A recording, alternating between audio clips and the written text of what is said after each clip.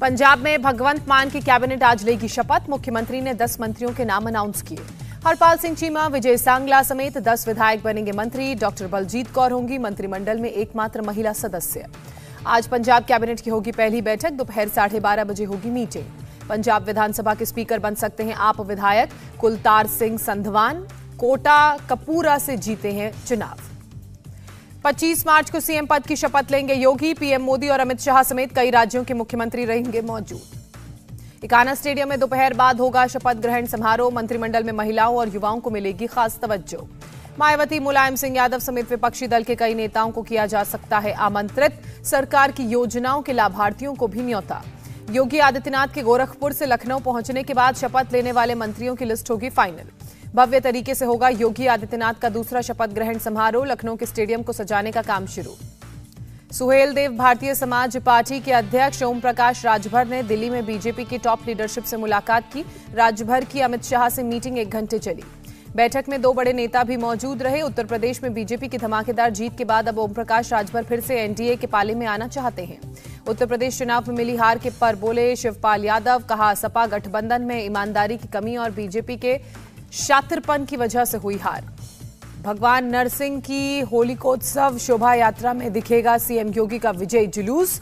आज घंटा घर से निकलने वाली शोभा यात्रा में शामिल होंगे मुख्यमंत्री। सुबह 8:30 बजे से निकलेगी शोभा यात्रा। सीएम योगी पहले गोरक्षपीठ में होलिका की भस्म का तिलक लगाकर होली मनाने की शुरुआत करेंगे। लगभग 8 किलोमीटर घूमती है शोभा यात्रा। 2 क्विंटल गुलाब और गेंदे के फूलों की पंखुड़ियों से खेली जाती है होली। उत्तराखंड के सभी बीजेपी विधायकों को पार्टी का निर्देश। 20 मार्च को सभी विधायक देहरादून पहुंचे। माना जा रहा है कि 20 मार्च को विधायकों की बैठक में नए सीएम के नाम पर हो सकता है फैसला। सोनिया गांधी ही बनी रहेंगी कांग्रेस की प्रेसिडेंट। असंतुष्ट G23 नेताओं के प्रतिनिधि के तौर पर गुलाम नबी आजाद ने की मुलाकात। कहा, अगले अध्यक्ष पर पार्टी में चुनाव के वक्त फैसला। मुलाकात के बाद गुलाम नबी आजाद ने बताया, आगामी चुनावों की तैयारी और संगठन को मजबूत करने पर हुई चर्चा। कांग्रेस नेतृत्व में बदलाव पर बोले गुलाम नबी आजाद। कहा, अभी नेतृत्व पर कोई सवाल नहीं है, जब चुनाव होते हैं तो वर्कर्स तय करेंगे नेता। आजाद ने कहा, सोनिया गांधी ने की थी पद छोड़ने की पेशकश। वर्किंग कमेटी ने सर्वसम्मति से उन्हें नेतृत्व संभालने के लिए कहा। कांग्रेस नेता वीरप्पा मोइली का दावा, सोनिया गांधी पार्टी में सुधार लाना चाहती हैं, लेकिन करीबी लोग कर रहे हैं कोशिशों को नाकाम। मोइली ने G23 पर लगाया पार्टी को कमजोर करने का आरोप। कहा, बीजेपी कोई स्थायी पार्टी नहीं, मोदी के बाद नहीं हो पाएगी खड़ी। सोनिया गांधी ने शुरू की बागियों को मनाने की कवायद। राहुल गांधी ने भूपेंद्र हुड्डा से मुलाकात की।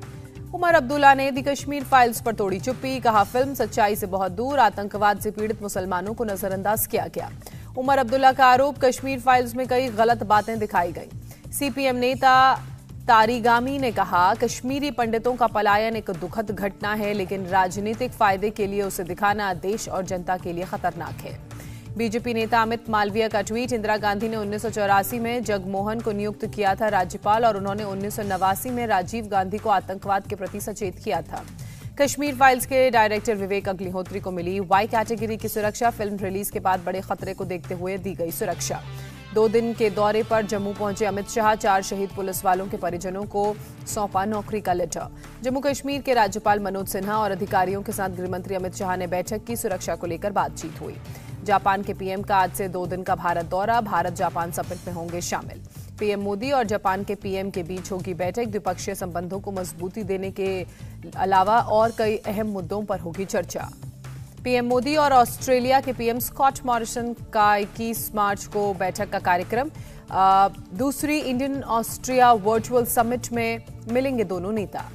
पीएम स्कॉट ने कहा, आर्थिक संबंधों को मजबूत करने पर चर्चा होगी। यूक्रेन हमले के असर पर भी विचार होगा। बीजेपी नेता कृपाशंकर का एनसीपी पर हमला। कहा, एक मंत्री का जेल में होना शर्मनाक। शरद पवार को नवाब मलिक के इस्तीफे पर विचार करना चाहिए। केरल विधानसभा का विपक्ष ने किया boycott. Silver line railway project के खिलाफ प्रदर्शन कर रहे लोगों पर पुलिस कार्रवाई का विरोध। एआईएडीएमके ने तमिलनाडु के बजट को बताया निराशाजनक। कहा, डीएमके सरकार कर्ज पर निर्भर रही। केरल के सीएम ने आईटी सेक्टर की तारीफ की। कहा, कोरोना के बावजूद खुली 181 नई कंपनियां। 10,400 लोगों को मिला रोजगार। कांग्रेस ने राज्यसभा के लिए असम और केरल के उम्मीदवार घोषित किए। जारी की अपनी सूची।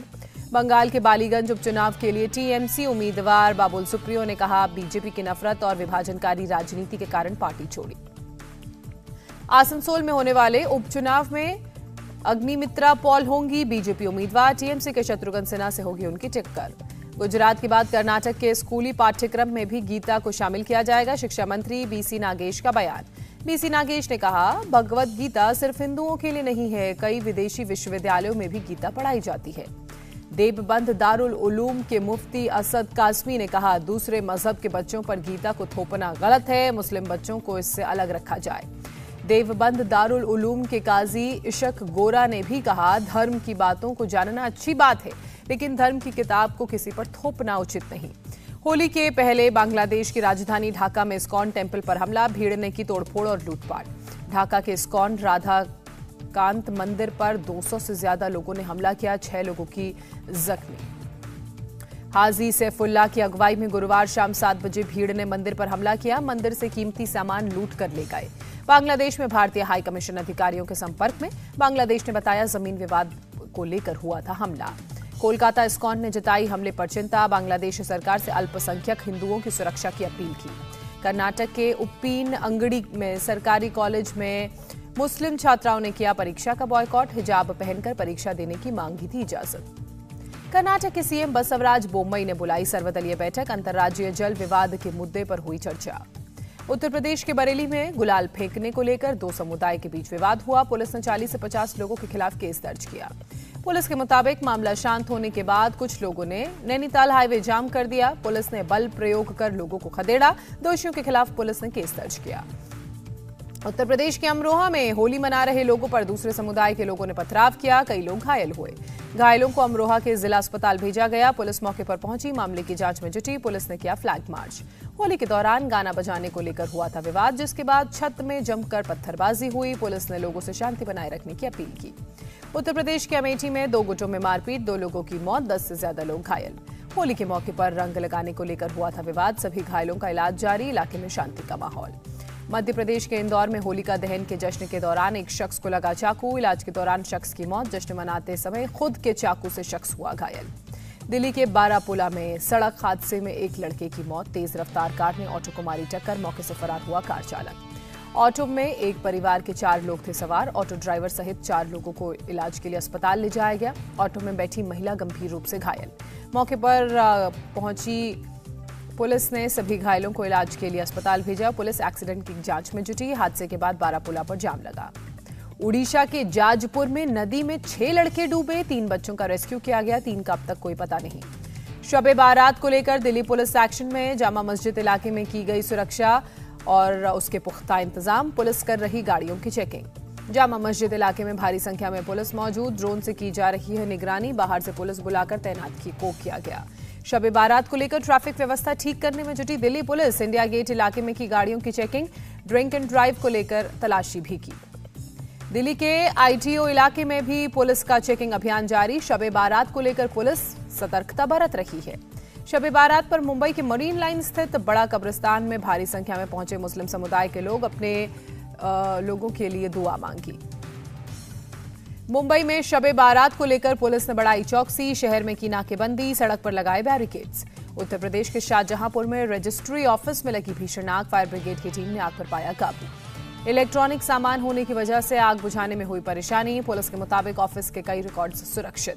जम्मू कश्मीर के राजौरी में प्रधानमंत्री ग्रामीण सड़क योजना से जुड़े कई गांव, आजादी के बाद पहली बार गांव में पहुंची सड़क। पहाड़ी इलाकों और ग्रामीण इलाकों के लोगों को पहली बार नसीब हुई बिजली, लोगों में खुशी की लहर। ओडिशा में मार्च में गर्मी रिकॉर्ड की गई, बोलंगीर जिले के टिटलागढ़ में 41.4 डिग्री तक पहुंचा पारा। मध्य प्रदेश के 5 जिलों में लू का प्रकोप, खरगोन में 43 डिग्री तक पहुंचा तापमान। अमेरिकी राष्ट्रपति जो बाइडेन ने की चीन के राष्ट्रपति शी जिनपिंग से बात, जिनपिंग ने कहा चीन और अमेरिका के कंधे पर है विश्व शांति की जिम्मेदारी। फ्रांस के राष्ट्रपति इमैनुअल मैक्रोन ने पुतिन से यूक्रेन की घेराबंदी हटाने को कहा, सीज फायर की भी अपील की।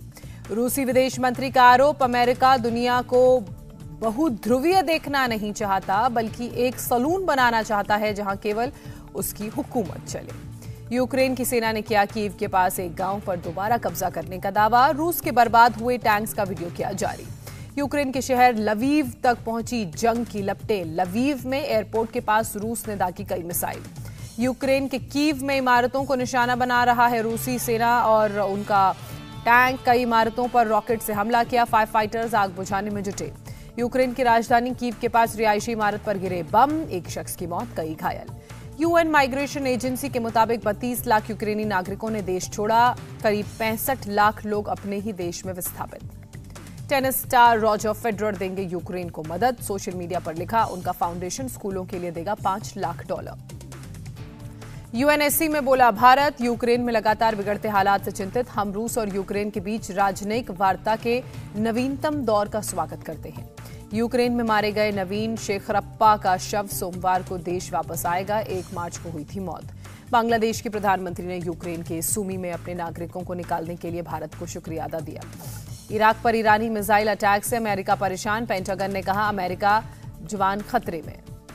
13 मार्च को ईरान ने इराक में अमेरिकी दूतावास के पास 12 मिसाइलों से किया था अटैक, हमले में कोई हताहत नहीं। इमरान खान की मुश्किलें बढ़ी, इमरान की पार्टी के 24 सांसद दे सकते हैं विरोध में वोट, 28 मार्च को विपक्ष लाएगा अविश्वास प्रस्ताव। 3 अंतरिक्ष यात्रियों को लेकर इंटरनेशनल स्पेस स्टेशन पहुंचा रूसी रॉकेट, कजाकिस्तान के बेकानूर से लॉन्च किया गया सियोज। एस्टोनिया में नाटो में नए तैनात किए 130 फ्रेंच सैनिक ब्रिटिश कमांड के तहत करेंगे काम। महिला वनडे वर्ल्ड कप में भारत और ऑस्ट्रेलिया का मुकाबला जारी, सेमीफाइनल की रेस में बने रहने के लिए भारत का जीतना जरूरी।